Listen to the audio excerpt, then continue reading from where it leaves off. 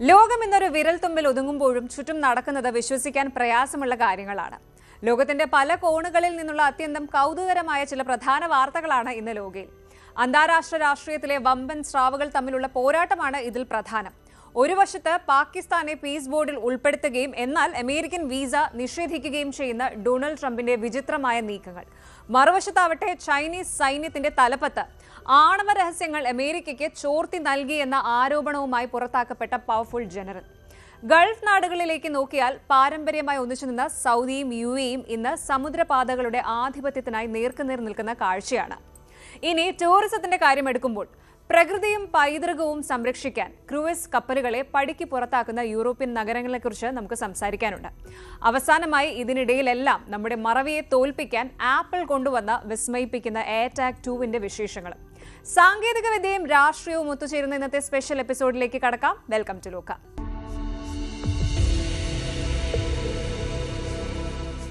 International പോളിറ്റിക്സിലെ വളരെ വിചിത്രമായ ഒരു നീക്കത്തെക്കുറിച്ചാണ് ആദ്യം. സംഭവം നടക്കുന്നത് അമേരിക്കയിലാണ്. മെയിൻ പ്ലെയർ മറ്റാരുമല്ല, നമ്മുടെ ഡൊണാൾഡ് ട്രംപ് തന്നെ. ഒരു വശത്ത് ഇസ്രായേൽ ഗാസ യുദ്ധം അവസാനിപ്പിക്കാൻ രൂപീകരിച്ച സമാധാന സമിതിയിലേക്ക്, അതായത് ഗാസയുടെ ബോർഡ് ഓഫ് പീസിലേക്ക് പാകിസ്ഥാന് ട്രംപ് റെഡ് കാർപ്പറ്റ് എൻട്രി നൽകുന്നു. പാകിസ്ഥാൻ പ്രധാനമന്ത്രിയുമായി കൈകോർക്കുന്നു, അങ്ങനെ എന്തൊക്കെയോ. പക്ഷേ ഇനിയാണ് സീൻ മാറുന്നത്. ഇതേ ട്രംപ് തന്നെ പറയുന്നു, പാകിസ്ഥാൻകാർക്ക് എന്റെ നാട്ടിലേക്ക് വിസ തരില്ല എന്ന്. അതായത് പുറത്തു വെച്ച് നമ്മൾ കൂട്ടുകാരാണ്, പക്ഷെ വീട്ടിനുള്ളിൽ കയറ്റില്ല എന്ന അവസ്ഥ. എന്താണ് ഈ ഇരട്ടത്താപ്പിന് പിന്നിൽ? ട്രംപ് ശരിക്കും പാകിസ്ഥാനെ ചതിക്കുകയാണോ, അതോ ഇതൊരു വലിയ പൊളിറ്റിക്കൽ ഗെയിമിന്റെ ഭാഗമാണോ? വാഷിംഗ്ടണിൽ ഇപ്പോൾ പാകിസ്ഥാൻ പ്രതിനിധികൾ നടത്തുന്ന നിർണായക നീക്കങ്ങൾ എന്തൊക്കെയാണ്? നമുക്ക് ഡീറ്റെയിൽഡ് ആയിട്ട് പരിശോധിക്കാം. ഗാസയിലെ സംഘർഷങ്ങൾ അവസാനിപ്പിക്കാനായി ട്രംപ് രൂപീകരിച്ച പുതിയ സംരംഭമാണ് ബോർഡ് ഓഫ് പീസ്. ഇതിനെക്കുറിച്ച് ലളിതമായി പറഞ്ഞാൽ ഗാസയുടെ പുനർനിർമ്മാണവും സമാധാനവും ഉറപ്പാക്കാൻ രൂപീകരിച്ച ഒരു വിദേശകാര്യ സമിതിയാണിത്. രസകരമായ കാര്യം എന്താണെന്ന് വെച്ചാൽ ട്രംപ് ഈ ബോർഡിലേക്ക് പാകിസ്ഥാനെ ക്ഷണിച്ചു. പാകിസ്ഥാൻ പ്രധാനമന്ത്രി ഷെഹബാസ് ഷെരീഫ് അത് സന്തോഷത്തോടെ സ്വീകരിക്കുകയും ചെയ്തു. അതിനായുള്ള $1 ബില്യൺ സ്വരൂപിക്കാനുള്ള ഓട്ടവും പാകിസ്ഥാൻ തുടങ്ങി. പണം പോട്ടെ പവർ വരട്ടെ എന്നായി പാകിസ്ഥാൻ. അടുത്തിടെ ദവോസിൽ നടന്ന വേൾഡ് എക്കണോമിക് ഫോറത്തിൽ വെച്ച് ഈ ചാർട്ടർ ഒപ്പിട്ട് കഴിഞ്ഞു. ഗാസ വിഷയത്തിൽ ഒരു പ്രധാന പങ്കാളിയായി പാകിസ്ഥാനെ ട്രംപ് അംഗീകരിക്കുന്നു എന്നതിലാണ് ഇപ്പോൾ എല്ലാവരും അത്ഭുതപ്പെടുന്നത്. This is for the world, ലോകത്തിന് വേണ്ടി എന്നാണ് ട്രംപ് ഈ സമിതിയെ വിശേഷിപ്പിച്ചത്. പക്ഷേ ഇവിടെയാണ് നമ്മുടെ ആ ട്വിസ്റ്റ് ഒളിഞ്ഞിരിക്കുന്നത്. ഇന്റർനാഷണൽ ലെവലിൽ പാകിസ്ഥാനെ പീസ് പാർട്ണറായി കാണുന്ന ട്രംപ് പക്ഷെ പാകിസ്ഥാൻകാർ അമേരിക്കയിലേക്ക് വരുന്ന കാര്യത്തിൽ അത്ര ഹാപ്പിയല്ല. ട്രംപ് അഡ്മിനിസ്ട്രേഷൻ അടുത്തിടെ കൊണ്ടുവന്ന പുതിയ ഇമിഗ്രേഷൻ പോളിസി പ്രകാരം പാകിസ്ഥാൻ ഉൾപ്പെടെയുള്ള ഏകദേശം 75 രാജ്യങ്ങളിൽ നിന്നുള്ളവർക്ക് ഇമിഗ്രന്റ് വിസ നൽകുന്നത് താൽക്കാലികമായി നിർത്തിവച്ചിരിക്കുകയാണ്. അമേരിക്കൻ പൗരന്മാരുടെ നികുതി പണം വിദേശികൾക്ക് വേണ്ടി ചെലവഴിക്കാൻ പറ്റില്ലെന്നും പുതിയതായി വരുന്നവർ അമേരിക്കയ്ക്ക് ഒരു ബാധ്യതയായി മാറാൻ പാടില്ലെന്നുമാണ് ഇതിന് കാരണമായി വൈറ്റ് ഹൗസ് പറയുന്നത്. പബ്ലിക് ചാർജ് എന്ന നിയമം കടുപ്പിക്കുന്നതിന്റെ ഭാഗമായാണ് ഈ നടപടി. അതായത് സിമ്പിൾ ആയിട്ട് പറഞ്ഞാൽ, നിങ്ങൾ സമാധാന ചർച്ചയ്ക്ക് വരുന്നത് ഓക്കെയാണ്, പക്ഷേ എന്റെ നാട്ടിൽ താമസിപ്പിക്കാൻ എനിക്ക് താല്പര്യമില്ല എന്ന ലൈനിലാണ് ട്രംപിന്റെ നീക്കം.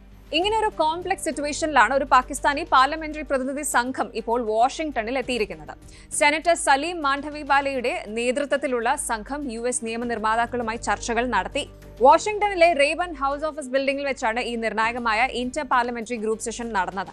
അവിടെ ഉണ്ടായിരുന്ന US പ്രതിനിധികളായ റോൺ എസ്റ്റസും അതുപോലെ അൽ ഗ്രീൻ എന്നിവർ പാകിസ്ഥാൻ സംഘത്തെ പ്രശംസിച്ചു. ലെജിസ്ലേറ്റീവ് തലത്തിൽ ഇരു രാജ്യങ്ങളും തമ്മിലുള്ള ബന്ധം ശക്തമാക്കാനാണ് ഈ മീറ്റിംഗ് കൊണ്ട് ലക്ഷ്യമിടുന്നത്. പക്ഷേ ട്രംപിന്റെ കടുത്ത വിസ നിയന്ത്രണങ്ങൾക്കിടയിൽ ഇത്തരം ചർച്ചകൾ എത്രത്തോളം സക്സസ്ഫുൾ ആകുമെന്നത് വലിയ ചോദ്യമാണ്. ശരിക്കും പറഞ്ഞാൽ ഇവിടെ നടക്കുന്നത് ഒരു ലവ് ഹേറ്റ് റിലേഷൻഷിപ്പ് ആണ്. അതായത് ട്രംപിന് പാകിസ്ഥാനെ തന്ത്രപരമായ ആവശ്യങ്ങൾക്ക് വേണം, പക്ഷേ ആഭ്യന്തര രാഷ്ട്രീയത്തിൽ അദ്ദേഹം തന്റെ അമേരിക്ക ഫസ്റ്റ് എന്ന നയം വിട്ടുപിടിക്കില്ല.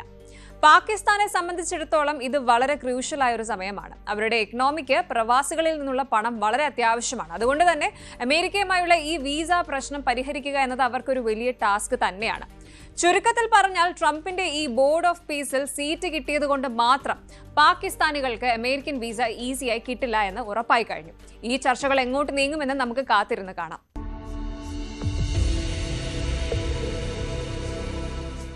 നിങ്ങൾ എപ്പോഴെങ്കിലും അത്യാവശ്യമായി പുറത്തേക്ക് ഇറങ്ങാൻ നേരം കാറിന്റെ കീ അല്ലെങ്കിൽ വാലറ്റ് ഒക്കെ കാണാതെ വീട് മൊത്തം തലകീഴായി മറിച്ചിട്ടുണ്ടോ? ഉണ്ടെങ്കിൽ വെൽക്കം ടു ദി ക്ലബ്. മറവി എന്നത് നമ്മളിൽ പലരുടെയും ഒരു മെയിൻ പ്രശ്നമാണ്. പക്ഷേ ഇനി ആ ടെൻഷൻ വേണ്ട. കാണാതാകുന്ന വസ്തുക്കളെ ഒരു ഫോൺ കോൾ ചെയ്യുന്ന അത്രയും ഈസിയായി കണ്ടെത്താൻ സഹായിക്കുന്ന ഒരു പുതിയ ഐറ്റവുമായിട്ടാണ് ആപ്പിൾ വന്നിരിക്കുന്നത്. Apple AirTag second generation. IPhone 17 സീരീസിനൊപ്പം സൈലന്റ് ആയി വന്ന് വിപണി പിടിക്കാൻ പോകുന്ന ഈ കുഞ്ഞൻ ഉപകരണം അത്ര നിസ്സാരക്കാരനല്ല. കേവലം ഒരു ട്രാക്കർ എന്നതിലുപരി കൃത്യതയുടെയും സുരക്ഷയുടെയും പുതിയ മാനങ്ങൾ തുറന്നു കാട്ടുന്ന ഒന്നാണ്. ഇന്ത്യയിലെ ആപ്പിൾ പ്രേമികൾ ഏറെ ആകാംക്ഷയോടെ കാത്തിരുന്ന ഈ ഡിവൈസ് ഇപ്പോൾ വിൽപ്പനയ്ക്ക് തയ്യാറായിരിക്കുകയാണ്. ഇതിന്റെ വിശേഷങ്ങൾ എന്തൊക്കെയാണ് എന്നൊന്ന് നോക്കാം. ആദ്യം തന്നെ പറയാം എന്താണ് ഈ എയർടാഗ് എന്നത്. സിമ്പിളായിട്ട് പറഞ്ഞാൽ ഇതൊരു സ്മാർട്ട് ട്രാക്കർ ആണ്. നിങ്ങളുടെ ബാഗിലോ കീ ചെയിനിലോ എന്തിനധികം നിങ്ങളുടെ പെറ്റിന്റെ കഴുത്തിലോ ഇത് ഘടിപ്പിക്കാം. എന്നിട്ട് ബ്ലൂടൂത്ത് സിഗ്നലുകൾ ഉപയോഗിച്ച് പ്രവർത്തിക്കുന്ന ഈ ഡിവൈസ് ഐഫോണിലെ ഫൈൻഡ് മൈ ആപ്പുമായി ലിങ്ക് ചെയ്യുക. പിന്നെ ആപ്പ് തുറന്നാൽ സംഭവം എവിടെയുണ്ടെന്ന് കൃത്യമായി കാണിച്ചു തരും. ആദ്യത്തെ എയർടാഗിനേക്കാൾ ഒരു പടി മുകളിലാണ് ഈ പുതിയ സെക്കൻഡ് ജനറേഷൻ. ഇതിൽ ആപ്പിളിന്റെ ലേറ്റസ്റ്റ് അൾട്രാ വൈഡ് ബാൻഡ് ചിപ്പാണ് ഉപയോഗിച്ചിരിക്കുന്നത്. ഇതിന്റെ പവർ എന്താണെന്നോ, വെറും ഒരു ഏകദേശ ലൊക്കേഷൻ മാത്രമല്ല, സെന്റിമീറ്റർ കൃത്യതയോടെ നിങ്ങളുടെ സാധനം എവിടെ ഇരിക്കുന്നു എന്ന് ഇത് പറഞ്ഞു തരും. അതായത് സോഫയുടെ അടിയിലാണോ അല്ലെങ്കിൽ ബെഡിന്റെ അടിയിലാണോ എന്ന് വരെ കൃത്യമായിട്ട് നമുക്ക് അറിയാൻ സാധിക്കും. ഇതിലെ ഏറ്റവും കൂളായ കാര്യം ഇതിന്റെ പ്രിസിഷൻ ഫൈൻഡിംഗ് തന്നെയാണ്. പഴയതിനേക്കാൾ 50% കൂടുതൽ റേഞ്ച് ഇതിനുണ്ട്. അതായത് മുൻപ് ഒരു നിശ്ചിത ദൂരത്തിനപ്പുറം സിഗ്നൽ നഷ്ടപ്പെട്ടിരുന്നു എങ്കിൽ ഇപ്പോൾ കൂടുതൽ അകലെയിരുന്നും വസ്തുക്കൾ കണ്ടെത്താൻ സാധിക്കും. IPhone 17, iPhone air, apple watch ultra 3 തുടങ്ങിയ പുതിയ ഡിവൈസസിലെ അൾട്രാ വൈഡ് ബാൻഡ് ചിപ്പുമായി ഇത് അതിവേഗം സംവദിക്കുന്നു.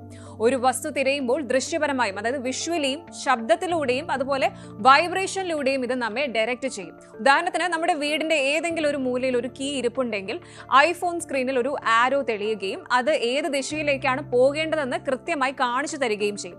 വസ്തുവിന്റെ അടുത്തെത്തുമ്പോൾ ഫോൺ വൈബ്രേറ്റ് ചെയ്യുകയും എയർ ടാഗിൽ നിന്ന് ശബ്ദം പുറപ്പെടുവിക്കുകയും ചെയ്യുന്നു. പഴയ മോഡലിനെ അപേക്ഷിച്ച് ഇരട്ടി ശബ്ദം പുറപ്പെടുവിക്കാൻ ഇതിന് സാധിക്കുമെന്നത് തിരക്കേറിയ സ്ഥലങ്ങളിലും വീടിന്റെ മുക്കിലും മൂലയിലും വസ്തുക്കൾ കണ്ടെത്തുന്നത് എളുപ്പമാക്കുന്നു. ഇതിന്റെ സൗണ്ട് സിസ്റ്റം പഴയതിനേക്കാൾ ഇരട്ടി പവർഫുൾ ആണ്. തിരക്കുള്ള സ്ഥലത്താണെങ്കിൽ പോലും എയർ ടാഗ് നൽകുന്ന ആ ബീപ്പ് ശബ്ദം നമുക്ക് ക്ലിയർ ആയിട്ട് കേൾക്കാൻ സാധിക്കും. ഇതിന്റെ ഹാപ്റ്റിക് ഫീഡ്ബാക്ക്, അതായത് വൈബ്രേഷനും നമ്മളെ ശരിയായ വഴിയിലേക്ക് എത്തിക്കാൻ സഹായിക്കും. ശരിക്കും ഒരു ഡിജിറ്റൽ ഗൈഡിനെ പോലെയാണിത്. ഇനി പലർക്കുമുള്ള ഒരു പേടിയാണ് സുരക്ഷ, സേഫ്റ്റി എന്നത്. ആരെങ്കിലും ഇത് നമ്മുടെ ബാഗിലോ മറ്റോ രഹസ്യമായിട്ടാൽ നമ്മളെ ട്രാക്ക് ചെയ്യാൻ പറ്റില്ലേ എന്നുള്ള സംശയമാണ്. അവിടെയാണ് ആപ്പിളിന്റെ ബുദ്ധി. നിങ്ങളുടെ അനുവാദമില്ലാതെ ഒരു എയർ ടാഗ് നിങ്ങളെ പിന്തുടരുന്നുണ്ടെങ്കിൽ നിങ്ങളുടെ ഐഫോൺ ഉടൻ തന്നെ അലേർട്ട് നൽകും. പിന്നെ ഒരു പുതിയ ഫീച്ചർ കൂടി ഇതിലുണ്ട്, ഷെയർ ഐറ്റം ലൊക്കേഷൻ. സപ്പോസ് നിങ്ങൾ എയർപോർട്ടിൽ ലഗേജ് കാണാതെ വലയുകയാണെങ്കിൽ അതിന്റെ ലൊക്കേഷൻ താൽക്കാലികമായി എയർലൈൻ അധികൃതർക്ക് ഷെയർ ചെയ്യാം. കറക്റ്റായി സാധനം എവിടെയുണ്ടെന്ന് അവർക്ക് കാണാൻ പറ്റും. ഇനി എല്ലാവരും കാത്തിരിക്കുന്നത് ഇതിന്റെ വില. ഇന്ത്യയിൽ ഒരു എയർ ടാഗിന് 3790 രൂപയാണ് വില. 4 എണ്ണത്തിന്റെ ഒരു പാക്ക് എടുക്കുകയാണെങ്കിൽ 12,900 രൂപയ്ക്ക് കിട്ടും. ഒന്നിച്ച് വാങ്ങുന്നതാണ് ലാഭമെന്ന് ചുരുക്കം. ഇതിനോടൊപ്പം ഉപയോഗിക്കാനായി ആപ്പിൾ തന്നെ ഡിസൈൻ ചെയ്ത പ്രീമിയം ലെതർ കീ റിങ്ങുകളും ലഭ്യമാണ്. 3900 രൂപയാണ് ഈ കീ റിങ്ങുകളുടെ വില വരുന്നത്. ആപ്പിൾ വെബ്സൈറ്റിൽ നിന്ന് വാങ്ങുമ്പോൾ നിങ്ങളുടെ പേരോ ഇഷ്ടപ്പെട്ട ഇമോജികളോ ഇതിൽ ഫ്രീ ആയിട്ട് എൻഗ്രേവ് ചെയ്യിക്കാനും പറ്റും. പക്ഷെ ഒരു കാര്യം പ്രത്യേകം ശ്രദ്ധിക്കണം, ഇത് ആപ്പിൾ യൂസേഴ്സിന് മാത്രമേ ഉപകരിക്കൂ. iOS 26 എങ്കിലുമുള്ള ഡിവൈസുകൾ ഇതിനായി വേണ്ടിവരും. ഐക്ലൗഡ് അക്കൗണ്ടിൽ സൈൻ ഇൻ ചെയ്തിരിക്കണം എന്നതും നിർബന്ധമാണ്. ആപ്പിൾ വാച്ച് ഉപയോക്താക്കൾക്ക് പ്രിസിഷൻ ഫൈൻഡിംഗ് എന്ന കൃത്യതയാർന്ന സെർച്ച് ഓപ്ഷൻ ലഭിക്കണമെങ്കിൽ ആപ്പിൾ വാച്ച് സീരീസ് 9 അല്ലെങ്കിൽ അൾട്രാ 2 മോഡലുകളോ അതിനുശേഷം വന്ന പുതിയ പതിപ്പുകളോ ആവശ്യമാണ്. ആൻഡ്രോയിഡ് ഉപയോക്താക്കൾക്ക് ആപ്പിളിന്റെ ഈ ഉപകരണം നേരിട്ട് ഉപയോഗിക്കാൻ സാധിക്കില്ല എന്നതൊരു പരിമിതിയാണ്. അവർക്കായി സാംസങ് ഗാലക്സി സ്മാർട്ട് ടാഗ്, ഗൂഗിളിന്റെ ഫൈൻഡ് മൈ ഡിവൈസ് നെറ്റ്വർക്ക്, മോട്ടറോളയുടെ മോട്ടോ ടാഗ് എന്നിവ വിപണിയിൽ ലഭ്യമാണ്. എങ്കിലും ആപ്പിളിന്റെ വിശാലമായ ഫൈൻഡ് മൈ നെറ്റ്വർക്ക് നൽകുന്ന സുരക്ഷയും കൃത്യതയും എയർ ടാഗിനെ വേറിട്ട് നിർത്തുന്നു. ലോകമെമ്പാടുമുള്ള ദശലക്ഷക്കണക്കിന് ആപ്പിൾ ഉപകരണങ്ങൾ ഒരുമിച്ച് ചേർന്ന് രൂപീകരിക്കുന്ന ഈ ഒരു ശൃംഖല വഴി നിങ്ങളുടെ എയർ ടാഗ് ലോകത്തിന്റെ ഏത് കോണിലായാലും കണ്ടെത്താനും സാധിക്കും. ടെക്നോളജി നമ്മളെ സഹായിക്കുന്നത് സങ്കീർണമായ കാര്യങ്ങൾ ലഘൂകരിക്കുമ്പോഴാണ്. മറവി എന്ന മനുഷ്യ സഹജമായ ബലഹീനതയെ പരിഹരിക്കാൻ എയർ ടാഗ് പോലുള്ള ഡിവൈസസ് വലിയ പങ്കുവഹിക്കുന്നു. നമ്മുടെ നിത്യജീവിതത്തിലെ ചെറിയ ആങ്സൈറ്റി, ഉത്കണ്ഠകൾ ഒഴിവാക്കാനും വിലപ്പെട്ട സമയം ലാഭിക്കാനും ഇത്തരം ഡിവൈസസ് നമ്മളെ ഹെൽപ്പ് ചെയ്യും. നിങ്ങൾ എപ്പോഴും ഈ താക്കോലോ അല്ലെങ്കിൽ വാലറ്റോ മറന്നു വയ്ക്കുന്ന വ്യക്തിയാണെങ്കിൽ, അല്ലെങ്കിൽ നിങ്ങളുടെ ലഗേജുകളുടെ സുരക്ഷയിൽ ആശങ്കയുള്ള ആളാണെങ്കിൽ ആപ്പിളിന്റെ ഈ പുതിയ എയർ ടാഗ് തീർച്ചയായും ഒരു മികച്ച കൂട്ടാളിയായിരിക്കും. സാങ്കേതിക വിദ്യയുടെ ഈ കരുത്ത് നിങ്ങളുടെ ജീവിതത്തെ എത്രത്തോളം സമ്മർദ്ദരഹിതമാക്കും എന്ന് ചിന്തിച്ചു നോക്കൂ. അപ്പോൾ അങ്ങനെയാണ് ആപ്പിളിന്റെ ഈ പുതിയ പടയാളി വരുന്നത്. എന്നും താക്കോൽ തിരഞ്ഞു നടക്കുന്നവർക്ക് ഇതൊരു ലൈഫ് സേവർ തന്നെയാണെന്ന കാര്യത്തിൽ സംശയമില്ല.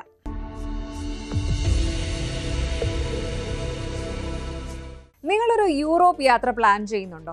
ആംസ്റ്റർഡാമിലെ കനാലുകളിലൂടെ ഒരു ക്രൂയിസ് യാത്ര, അല്ലെങ്കിൽ വെനീസിലെ തിരമാലകൾക്കിടയിലൂടെയുള്ള ആഡംബര കപ്പൽ യാത്ര, ഇതൊക്കെ എല്ലാവരുടെയും സ്വപ്നമാണ്. പക്ഷേ ഇനി കാര്യങ്ങൾ അത്ര എളുപ്പമാകില്ല. യൂറോപ്പിലെ പ്രധാന ടൂറിസ്റ്റ് നഗരങ്ങളെല്ലാം ഇപ്പോൾ വലിയൊരു പ്രതിസന്ധിയിലാണ്. അതാണ് ഓവർ ടൂറിസം. അതായത് താങ്ങാൻ കഴിയുന്നതിലും അധികം ആളുകൾ ഒഴുകിയെത്തുന്നു ഇവിടെയൊക്കെ. ഇതേ തുടർന്ന് ആംസ്റ്റർഡാം ഇപ്പോൾ ഒരു കടുത്ത തീരുമാനമെടുത്തിരിക്കുകയാണ്. 2035 വലിയ ക്രൂയിസ് കപ്പലുകളെ നഗരത്തിൽ നിന്ന് പൂർണ്ണമായും ഒഴിവാക്കുക. എന്തുകൊണ്ടാണ് സഞ്ചാരികളുടെ പറുദീസയായ യൂറോപ്പ് ടൂറിസ്റ്റുകൾക്ക് നിയന്ത്രണം ഏർപ്പെടുത്തുന്നത്? ആംസ്റ്റർഡാം മാത്രമല്ല, ബാഴ്സലോണയും വെനീസും ഒക്കെ എന്തിനാണ് ക്രൂയിസ് കപ്പലുകളെ പേടിക്കുന്നത്? കേവലം തിരക്ക് കുറയ്ക്കാൻ മാത്രമല്ല, ആ നഗരത്തിന്റെ ആത്മാവ് സംരക്ഷിക്കാനാണ് ഈ നീക്കം. നമുക്ക് ഇതിന്റെ പിന്നിലെ യഥാർത്ഥ കാരണങ്ങൾ പരിശോധിക്കാം. ആദ്യം നമുക്ക് ആംസ്റ്റർഡാമിലെ കാര്യം നോക്കാം. ലോക പ്രശസ്തമായ കനാലുകളുടെ നഗരമാണല്ലോ ഇത്. അവിടെ ഇപ്പോൾ എടുത്തിരിക്കുന്ന പ്രധാന തീരുമാനം നിലവിൽ നഗരത്തിന്റെ ഹൃദയഭാഗത്തുള്ള ക്രൂയിസ് ടെർമിനൽ മാറ്റുക എന്നതാണ്. ഒരു പഠനം അനുസരിച്ച് ഈ ടെർമിനൽ നഗരത്തിന് പുറത്തേക്ക് മാറ്റാൻ ഏകദേശം 85 മില്യൺ യൂറോ ചിലവ് വരും. ഇത്രയും വലിയൊരു തുക ടൂറിസ്റ്റുകൾക്ക് വേണ്ടി ചിലവാക്കാൻ നഗരസഭ തയ്യാറല്ല. പകരം പരിസ്ഥിതിക്കും നഗരവാസികളുടെ സമാധാനത്തിനും മുൻഗണന നൽകാനാണ് അവരുടെ തീരുമാനം. നിലവിൽ പ്രതിവർഷം 190 ക്രൂയിസ് കപ്പലുകളാണ് ഇവിടെ വരുന്നത്. ഇത് 2026 100ആയി കുറയ്ക്കും. 2035 ആകുമ്പോഴേക്കും വമ്പൻ കപ്പലുകൾ വന്ന് നഗരത്തെ മലിനമാക്കുന്നത് പൂർണ്ണമായും നിരോധിക്കും. പക്ഷേ ചെറിയ റിവർ ക്രൂയിസുകൾക്കും ബോട്ടുകൾക്കും അവിടെ തുടരാം. അതായത് വമ്പൻ കപ്പലുകൾ വന്ന് നഗരത്തെ മലിനമാക്കുന്നത് ഇനി അനുവദിക്കില്ല. ഇവിടെ നമ്മൾ ചിന്തിക്കേണ്ട ഒരു കാര്യമുണ്ട്. എന്തിനാണ് ആംസ്റ്റർഡാം ഇത്രയും കടുത്ത തീരുമാനങ്ങൾ എടുക്കുന്നത്? ഇത് വെറും ഒരു അഡ്മിനിസ്ട്രേറ്റീവ് റൂൾ മാത്രമല്ല. ആംസ്റ്റർഡാമിന്റെ പൈതൃകവും പരിസ്ഥിതിയും സംരക്ഷിക്കാനുള്ള ഒരു വലിയ ദൗത്യമാണ്. ആംസ്റ്റർഡാമിലെ പുരാതനമായ കനാലുകൾ, അവിടുത്തെ പാലങ്ങൾ, നൂറ്റാണ്ടുകൾ പഴക്കമുള്ള കെട്ടിടങ്ങൾ, ഇതൊക്കെ വളരെ സെൻസിറ്റീവ് ആണ്. ആയിരക്കണക്കിന് ആളുകൾ ഒരേ സമയം ഈ ഇടുങ്ങിയ കനാലുകളിലേക്ക് എത്തുമ്പോൾ ഈ പൈതൃക വസ്തുക്കൾക്ക് വലിയ രീതിയിലുള്ള വെയർ ആൻഡ് ടയർ, നാശം സംഭവിക്കുന്നുണ്ട്. അതായത് നമ്മുടെ ഈ ഒരു കൾച്ചറൽ ട്രഷറുകൾ സാവധാനം നശിച്ചു പോകുന്നു എന്ന അർത്ഥം. ക്രൂയിസ് കപ്പലുകൾ കുറയ്ക്കുന്നതിലൂടെ ഈ ആഘാതം കുറയ്ക്കാൻ സാധിക്കും. അതുപോലെ ഒരു വലിയ കപ്പൽ വന്നാൽ ആയിരക്കണക്കിന് ആളുകളാണ് ഒരേ സമയം നഗരത്തിലേക്ക് ഇറങ്ങുന്നത്. ഇത് ട്രാഫിക് ബ്ലോക്കിനും പ്രാദേശിക ജീവിതം തടസ്സപ്പെടാനും കാരണമാകുന്നു. മറ്റൊരു പ്രധാന കാര്യം ക്ലീനർ ടെക്നോളജിയാണ്. നഗരത്തിൽ പാർക്ക് ചെയ്യുന്ന കപ്പലുകൾ വഴി പുറത്തുവിടുന്ന വിഷപ്പുകയും വലിയ തോതിലുള്ള നോയ്സ് പൊല്യൂഷനും ഒഴിവാക്കാൻ നഗരം ഇപ്പോൾ കടുത്ത നിയമങ്ങൾ കൊണ്ടുവരുന്നു. കപ്പലുകൾക്ക് കരയിൽ നിന്നുള്ള വൈദ്യുതി ഉപയോഗിക്കാൻ നിർബന്ധമാക്കുന്നതിലൂടെ എമിഷൻ കുറയ്ക്കാൻ സാധിക്കും. സമാധാനവും ശുദ്ധവായുവും ആഗ്രഹിക്കുന്ന ഒരു സഞ്ചാരിക്ക് ഇത് കൂടുതൽ മികച്ച അനുഭവം നൽകും. ടൂറിസം നിയന്ത്രിക്കുന്നത് ആസ്വാദനം കുറയ്ക്കാനല്ല, മറിച്ച് അത് വർദ്ധിപ്പിക്കാനാണ് എന്ന് ആംസ്റ്റർഡാം കാണിച്ചു തരുന്നു. ഇനി ആംസ്റ്റർഡാം ഒറ്റയ്ക്കല്ല ഈ പോരാട്ടത്തിൽ. യൂറോപ്പിലെ മറ്റ് പല പ്രധാന നഗരങ്ങളും ക്രൂയിസ് കപ്പലുകൾക്ക് പൂട്ട് വീഴ്ത്തി കഴിഞ്ഞു. 2021 തന്നെ ഇറ്റലിയിലെ വെനിസ് വലിയ കപ്പലുകളെ ചരിത്രപ്രധാനമായ ലഗൂണുകളിൽ നിന്ന് നിരോധിച്ചു. കപ്പലുകൾ കാരണം കടൽക്ഷോഭവും മണ്ണൊലിപ്പും കൂടുന്നു എന്നതായിരുന്നു കാരണം. സ്പെയിനിലെ ബാഴ്സലോണയിലും കടുത്ത നിയന്ത്രണങ്ങളാണുള്ളത്. അവിടെ എത്തുന്ന ടൂറിസ്റ്റുകളുടെ എണ്ണത്തിന് ഒരു ക്യാപ്പ് ഏർപ്പെടുത്തിയിട്ടുണ്ട്. ഇനി നമ്മൾ ഇൻസ്റ്റഗ്രാമിലും ഫേസ്ബുക്കിലുമൊക്കെ എപ്പോഴും കാണുന്ന ആ നീല റൂഫുള്ള വീടുകൾ ഓർമ്മയില്ലേ? ആ സാന്റോറിനി ഇപ്പോൾ ടൂറിസ്റ്റുകളെ കൊണ്ട് ശ്വാസം മുട്ടുകയാണ്. അവിടുത്തെ ഇൻഫ്രാസ്ട്രക്ചർ തകരാതിരിക്കാൻ കപ്പലുകളുടെ എണ്ണം കുറയ്ക്കാൻ ഗ്രീസും തീരുമാനിച്ചിരിക്കുകയാണ്. ഫ്രാൻസിലെ കാൻസ് നഗരം 2026 മുതൽ 1000-ൽ കൂടുതൽ യാത്രക്കാരുള്ള കപ്പലുകളെ നിരോധിക്കാൻ പോവുകയാണ്. നൈസ് നഗരവും ഇതേ വഴിയിലാണ്. ഇതൊക്കെ കേൾക്കുമ്പോൾ സഞ്ചാരികളായ നമുക്ക് തോന്നാം, ഇനി എങ്ങനെ ആംസ്റ്റർഡാം സന്ദർശിക്കുമെന്ന്. പേടിക്കേണ്ട, നിങ്ങൾ വലിയ ക്രൂയിസ് കപ്പലിലാണ് വരുന്നതെങ്കിൽ നഗരത്തിന് പുറത്തുള്ള റോട്ടർഡാം പോലുള്ള പോർട്ടുകളിൽ ഇറങ്ങേണ്ടി വരും. അവിടെ നിന്ന് ട്രെയിനിലോ ബസ്സിലോ ആംസ്റ്റർഡാമിൽ എത്താം. ചുരുക്കത്തിൽ കൂട്ടത്തോടെ വരിക, കണ്ടു മടങ്ങുക എന്ന രീതി മാറ്റി കൂടുതൽ ഉത്തരവാദിത്തമുള്ള ടൂറിസം, സസ്റ്റൈനബിൾ ടൂറിസം പ്രോത്സാഹിപ്പിക്കാനാണ് യൂറോപ്പ് ശ്രമിക്കുന്നത്. നഗരത്തിന് ഹാനികരമല്ലാത്ത ചെറിയ ബോട്ട് യാത്രകൾക്കും റിവർ ക്രൂയിസുകൾക്കും അവിടെ ഇനിയും സ്വാഗതമുണ്ട്. പ്രകൃതിയെയും പൈതൃകത്തെയും സംരക്ഷിച്ചുകൊണ്ട് വേണം നമ്മൾ ലോകം കാണാൻ. യൂറോപ്പിലെ ഈ മാറ്റങ്ങൾ ഒരുപക്ഷെ തുടക്കത്തിൽ യാത്രക്കാർക്ക് അല്പം പ്രയാസമുണ്ടാക്കാം. പക്ഷേ ലോങ് റണ്ണിൽ ഈ അതിമനോഹരമായ നഗരങ്ങളെ വരും തലമുറയ്ക്ക് വേണ്ടി നിലനിർത്താൻ ഇത് സഹായിക്കും.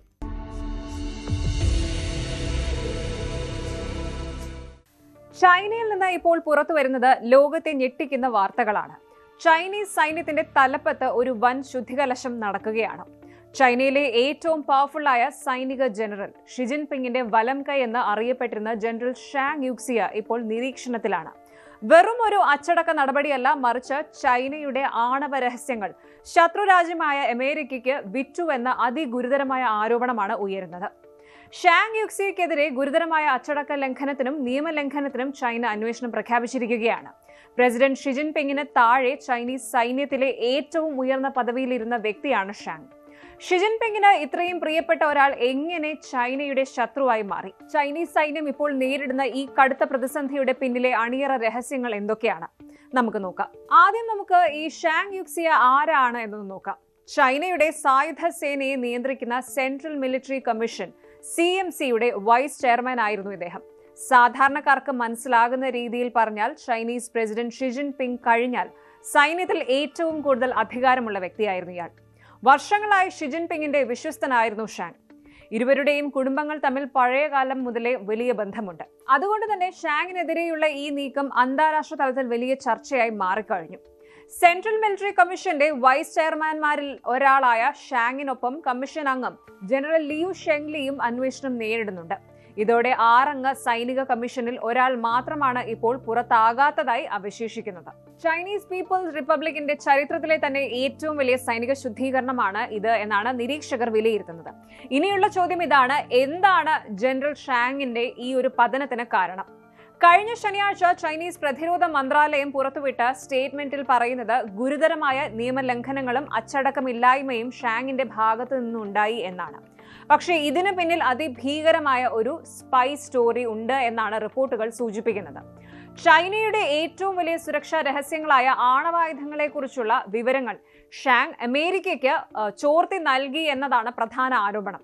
ചൈനീസ് സൈന്യത്തിന്റെ റോക്കറ്റ് ഫോഴ്സിനെ കുറിച്ചുള്ള വിവരങ്ങൾ അമേരിക്കൻ ഇന്റലിജൻസിന് ലഭിച്ചതോടെയാണ് ഷി ജിൻപിങ് ഈ അന്വേഷണത്തിന് ഉത്തരവിട്ടത് എന്ന് പറയപ്പെടുന്നു. ഇത് സത്യമാണെങ്കിൽ ചൈന നേരിട്ട ഏറ്റവും വലിയ ചാരവൃത്തിയായി ഇത് മാറും. ചൈനീസ് നാഷണൽ ന്യൂക്ലിയർ കോർപ്പറേഷൻ മുൻ ജനറൽ മാനേജർ ഗുജുനിൽ നിന്ന് ലഭിച്ച വിവരങ്ങളുടെ അടിസ്ഥാനത്തിലാണ് ഈ ഒരു അന്വേഷണം. ഗുജുനെതിരെ കഴിഞ്ഞ ആഴ്ചയാണ് അഴിമതിക്കും നിയമലംഘനത്തിനും അന്വേഷണം തുടങ്ങിയത്. ഇയാളുമായുള്ള ബന്ധമാണ് ഷാങ്ങിനെ കുടുക്കിയത്.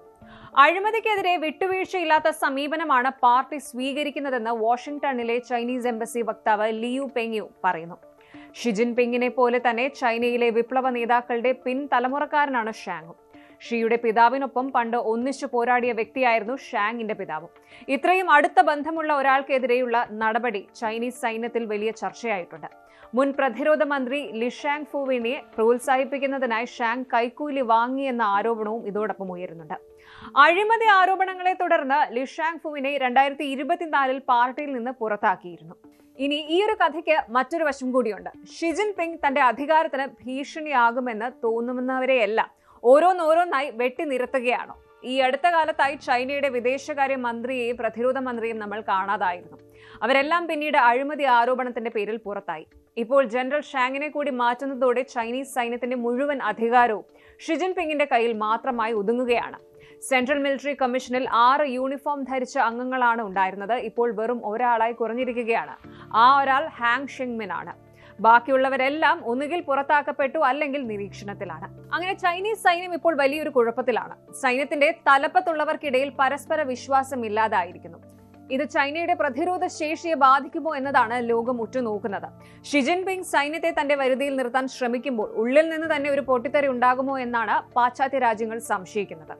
രഹസ്യങ്ങളുടെ കൂമ്പാരമാണ് ചൈനീസ് രാഷ്ട്രീയം. അവിടെ എപ്പോൾ വേണമെങ്കിലും ആര് വേണമെങ്കിലും വീഴാം, ഉയരാം. ഷാങ് യുക്സിയുടെ പതനം വെറും ഒരു അഴിമതി കഥയാണോ അതോ ചൈനയുടെ ചരിത്രം മാറ്റി എഴുതാൻ പോകുന്ന വൻ ചാരവൃത്തിയാണോ എന്ന് വരും ദിവസങ്ങളിൽ നമുക്കറിയാം.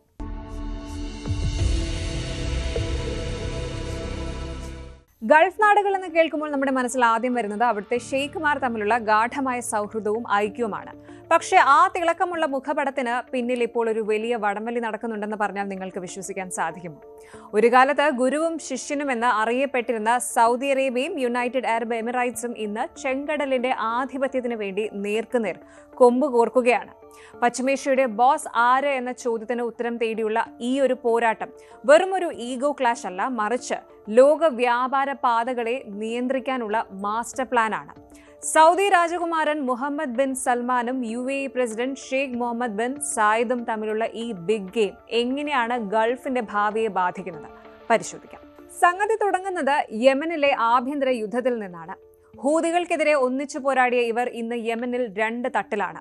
സൗദി അറേബ്യ ഒരു ഏകീകൃത യമനും അതിലൂടെ തങ്ങളുടെ തെക്കൻ അതിർത്തിയുടെ സുരക്ഷയും ആഗ്രഹിക്കുമ്പോൾ UAEയുടെ ശ്രദ്ധ യമന്റെ തെക്കൻ തീരങ്ങളിലായിരുന്നു. അതായത് സൗദിക്ക് വേണ്ടത് തങ്ങളുടെ അതിർത്തി സുരക്ഷിതമായി ഇരിക്കുക എന്നതാണ്. എന്നാൽ UAEയുടെ കണ്ണ് യമനിലെ തന്ത്രപ്രധാനമായ തുറമുഖങ്ങളിലാണ്. ഏഡൻ ഉൾക്കടലും ചെങ്കടലും ഇവ രണ്ടിലെയും കടൽപാതകൾ കൈക്കലാക്കി ലോക വ്യാപാരത്തിന്റെ ചാലക ശക്തിയാകാനാണ് UAE ശ്രമിക്കുന്നത്. സദേൺ ട്രാൻസിഷണൽ കൗൺസിലിനെ STCയെ പിന്തുണച്ചുകൊണ്ട് യമന്റെ തെക്കൻ മേഖലകളിൽ തങ്ങളുടെ സ്വാധീനം ഉറപ്പിക്കാൻ അവർക്ക് കഴിഞ്ഞു. ഇത് സൗദിയെ കുറച്ചൊന്നുമല്ല പ്രകോപിപ്പിച്ചത്. തങ്ങളുടെ സ്വാധീന മേഖലയിൽ UAE ഇങ്ങനെ വേരുറപ്പിക്കുന്നത് സ്വന്തം സുരക്ഷയ്ക്ക് ഭീഷണിയാണെന്ന് സൗദി തിരിച്ചറിഞ്ഞു കഴിഞ്ഞു. അടുത്തിടെ യമനിലെ ചില മേഖലകളിൽ സൗദി നടത്തിയ വ്യോമാക്രമണം പോലും UAEയുടെ നീക്കങ്ങൾക്കെതിരെയുള്ള പരോക്ഷമായ താക്കീതായിരുന്നു എന്നാണ് നിരീക്ഷകർ പറയുന്നത്. 2025 അവസാനത്തോടെ ഹലർമൌത്ത് പോലുള്ള എണ്ണ സമ്പന്നമായ മേഖലകളിലേക്ക് STC കടന്നു കയറിയത് സൗദിയെ പ്രകോപിപ്പിക്കുകയും അവർ വ്യോമാക്രമണത്തിലൂടെ നേരിട്ട് തിരിച്ചടിക്കുകയും ചെയ്തത് ഈ വടംവലിയുടെ തീവ്രത വെളിപ്പെടുത്തുന്ന ഒന്നാണ്. കളി കടലിലേക്കും വ്യാപിച്ചിരിക്കുകയാണ്. ലോക വ്യാപാരത്തിന്റെ 12% കടന്നു പോകുന്ന ചെങ്കടലിൽ ആധിപത്യം ഉറപ്പിക്കാൻ രണ്ടുപേരും മത്സരിക്കുകയാണ്. ബാബൽ മന്ദബ് കടലെടുക്ക് ഇപ്പോൾ ഈ 2 രാജ്യങ്ങളുടെയും മത്സരവേദിയാണ്. ചെങ്കടലിനെ വെറും ഒരു കടൽ പാതയായിട്ടല്ല, മറിച്ച് വരും കാലത്തെ സാമ്പത്തിക സാമ്രാജ്യത്തിന്റെ നട്ടെല്ലായിട്ടാണ് ഇവർ രണ്ടുപേരും കാണുന്നത്. UAEയുടെ സ്ട്രിംഗ് ഓഫ് പോർട്സ്, അതായത് തുറമുഖങ്ങളുടെ ശൃംഖല എന്ന നയം ഇതിന്റെ ഭാഗമായിട്ടാണ്. എറിത്രിയയിലെ സൈനിക താവളങ്ങളും സൊമാലിയ ലാൻഡിലെ ബർബറി തുറമുഖത്തെ നിക്ഷേപങ്ങളും വഴി കടൽപാതകളിൽ ആധിപത്യം സ്ഥാപിക്കാൻ ഇവർ ശ്രമിക്കുകയാണ്. മറുഭാഗത്ത് സൗദി അറേബ്യ തങ്ങളുടെ വിഷൻ 2030യുടെ ഭാഗമായി ചെങ്കടൽ തീരത്തെ ഒരു ടൂറിസം ലോജിസ്റ്റിക്സ് ഹബ്ബായി മാറ്റാനുള്ള കഠിന ശ്രമത്തിലാണ്. UAEയുടെ സാന്നിധ്യം തങ്ങളുടെ സാമ്പത്തിക സ്വപ്നങ്ങൾക്ക് തടസ്സമാകുമെന്ന് അവർ ഭയപ്പെടുന്നു. ഈ തർക്കം ഇപ്പോൾ സൊമാലിയ വരെ എത്തി. സൊമാലിയയുടെ പരമാധികാരത്തെ മാനിക്കാതെ UAE ചില കരാറുകളിൽ ഏർപ്പെട്ടപ്പോൾ സൗദി ഉടനെ സൊമാലിയയെ ചേർത്ത് പിടിക്കുകയാണ് ചെയ്തത്. ഇതോടെ സമുദ്ര സുരക്ഷയുടെ പേരിൽ ചെങ്കടലിന്റെ ആഫ്രിക്കൻ തീരങ്ങളിലും സൗദിയും UAEയും 2 ചേരികളായി മാറി. ഈജിപ്തിനെയും സൊമാലിയയും കൂട്ടി സൗദി പുതിയൊരു സൈനിക സഖ്യം ഉണ്ടാക്കുന്നത് UAEയെ ഒറ്റപ്പെടുത്താൻ വേണ്ടിയാണെന്ന് സാരം. ഈ രാഷ്ട്രീയ സമവാക്യങ്ങളിൽ ഇസ്രായേലിന്റെ സാന്നിധ്യം വലിയൊരു വഴിത്തിരിവാണ്. എബ്രഹാം കരാറിലൂടെ ഇസ്രായേലുമായി ബന്ധം സ്ഥാപിച്ച UAE ആ ബന്ധത്തെ സമുദ്ര സുരക്ഷയ്ക്കും സാങ്കേതിക വിദ്യയ്ക്കും വേണ്ടി ഉപയോഗിക്കുകയാണ്. ഇത് ചെങ്കടലിൽ ഇസ്രായേലിന്റെ സാന്നിധ്യം വർദ്ധിപ്പിക്കാൻ സഹായിക്കുന്നുവെന്നത് സൗദിക്ക് അസ്വസ്ഥതയുണ്ടാക്കുന്ന ഒരു കാര്യമാണ്. സൊമാലിയ ലാൻഡിൽ ഇസ്രായേൽ നൽകുന്ന അംഗീകാരവും അവിടെ UAE നടത്തുന്ന നിക്ഷേപങ്ങളും ചേർന്ന് പുതിയൊരു അച്ചുതണ്ട് രൂപപ്പെടുന്നുവെന്ന തോന്നൽ റിയാദിലുണ്ട്. ഇസ്രായേലുമായി പരസ്യമായി ബന്ധം സ്ഥാപിക്കുന്നതിന് പലസ്തീൻ പ്രശ്നം ഒരു തടസ്സമായി നിൽക്കുന്ന സൗദിക്ക് UAE ഇത്തരത്തിൽ ഇസ്രായേലുമായി ചേർന്ന് മുന്നേറുന്നത് തങ്ങളുടെ പ്രാദേശിക നേതൃസ്ഥാനത്തിന് വെല്ലുവിളിയായി അനുഭവപ്പെടുന്നുണ്ട്. ഭൂമിശാസ്ത്രപരമായ തർക്കങ്ങൾക്കും അപ്പുറം വലിയൊരു സാമ്പത്തിക മത്സരവും ഇവിടെ നടക്കുന്നുണ്ട്. ഗൾഫിലെ വ്യാപാര കേന്ദ്രമെന്ന നിലയിലുള്ള ദുബായിയുടെ പദവി ഇല്ലാതെയാക്കി റിയാദിനെ ആ സ്ഥാനത്ത് എത്തിക്കാനാണ് മുഹമ്മദ് ബിൻ സൽമാൻ ശ്രമിക്കുന്നത്. അന്താരാഷ്ട്ര കമ്പനികളുടെ ആസ്ഥാനം സൗദിയിലേക്ക് മാറ്റണമെന്ന നിർബന്ധം ഇതിന്റെ ഭാഗമായിട്ടാണ്. എണ്ണയെ മാത്രം ആശ്രയിച്ചു കഴിയുന്ന രീതി മാറ്റി 2 രാജ്യങ്ങളും ഒരേ മേഖലകളിൽ നിക്ഷേപം നടത്താൻ തുടങ്ങുന്നത് സ്വാഭാവികമായും മത്സരത്തിന് വഴിവെക്കുന്നു. തുറമുഖങ്ങൾ, ലോജിസ്റ്റിക്സ്, വിനോദസഞ്ചാരം, സാങ്കേതിക വിദ്യ എന്നീ മേഖലകളിൽ UAEയേക്കാൾ വലിയൊരു വിപണിയായി മാറാനാണ് സൗദി ലക്ഷ്യമിടുന്നത്. ഗൾഫ് മേഖലയുടെ ഭാവി ഈ 2 സഹോദര രാഷ്ട്രങ്ങൾ തമ്മിലുള്ള വടംവലിയിൽ നിർണ്ണയിക്കപ്പെടും എന്ന കാര്യത്തിൽ സംശയമില്ല. പരസ്പര സഹകരണത്തിന്റെ കാലം കഴിഞ്ഞ് മത്സരത്തിന്റെയും ആധിപത്യത്തിന്റെയും പുതിയൊരു അധ്യായം ഇവിടെ തുറക്കപ്പെട്ടിരിക്കുകയാണ്. ഈ മത്സരം പശ്ചിമേഷ്യയിൽ കൂടുതൽ സുരക്ഷാ വെല്ലുവിളികൾ ഉയർത്തുമോ അതോ ക്രിയാത്മകമായ സാമ്പത്തിക വളർച്ചയ്ക്ക് കാരണമാകുമോ എന്നത് കണ്ടു തന്നെ അറിയണം. പഴയ കാലത്തെ പോലെ സൗദിയുടെ ഇളയ സഹോദരനായി തുടരാൻ UAE തയ്യാറല്ല എന്ന യാഥാർത്ഥ്യം ഗൾഫ് രാഷ്ട്രത്തിലെ വലിയൊരു മാറ്റമാണ് സൂചിപ്പിക്കുന്നത്. മേഖലയിലെ മറ്റു രാജ്യങ്ങൾക്കും ലോകശക്തികൾക്കും ഈ വടംവലിയിൽ പക്ഷം ചേരുക എന്നത് വലിയൊരു നയതന്ത്ര പരീക്ഷണമായിരിക്കും. ചുരുക്കി പറഞ്ഞാൽ അറേബ്യൻ മണലാരണ്യത്തിൽ ഇപ്പോൾ വീശുന്നത് വെറും ഒരു മണൽക്കാറ്റല്ല, മറിച്ച് വലിയൊരു മാറ്റത്തിന്റെ കാറ്റാണ്. ലോകത്തിന്റെ പവർ സെന്ററുകൾ മാറിക്കൊണ്ടിരിക്കുമ്പോൾ പശ്ചിമേഷ്യയുടെ കടിഞ്ഞാൻ ആരുടെ കയ്യിലിരിക്കുമെന്ന കാര്യത്തിൽ വലിയൊരു ക്ലാഷ് തന്നെ ഇവിടെ നടക്കുന്നുണ്ട്. ഒരു കാലത്ത് കൈകോർത്തു പിടിച്ച് നടന്നവർ ഇന്ന് നേർക്കുനേർ കൊമ്പ് കോർക്കുന്നത് കാണുമ്പോൾ ഒന്ന് വ്യക്തമാണ്: അന്താരാഷ്ട്ര രാഷ്ട്രീയത്തിൽ ആരും സ്ഥിരമായ ശത്രുക്കളുമല്ല, മിത്രങ്ങളുമല്ല, താല്പര്യങ്ങൾ മാത്രമാണ് പ്രധാനം. സൗദിയുടെ പാരമ്പര്യമാണോ അതോ UAEയുടെ മോഡേൺ വേഗതയാണോ ഈ മത്സരത്തിൽ ജയിക്കുക? അതോ ഈ 2 വമ്പന്മാരും ചേർന്ന് ലോകത്തിന് പുതിയൊരു മാതൃക കാണിക്കുമോ? നമുക്ക് കാത്തിരുന്ന് കാണാം.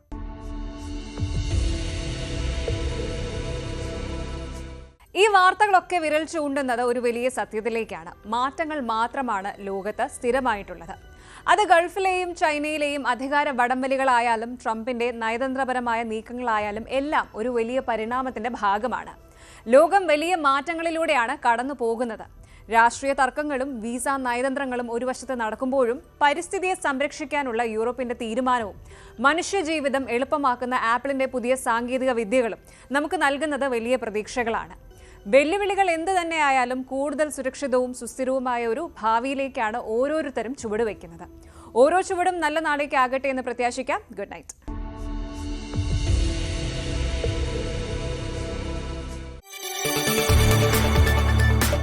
കൂടുതൽ വാർത്തകൾക്ക് news 18 Keralam YouTube channel subscribe ചെയ്യുക.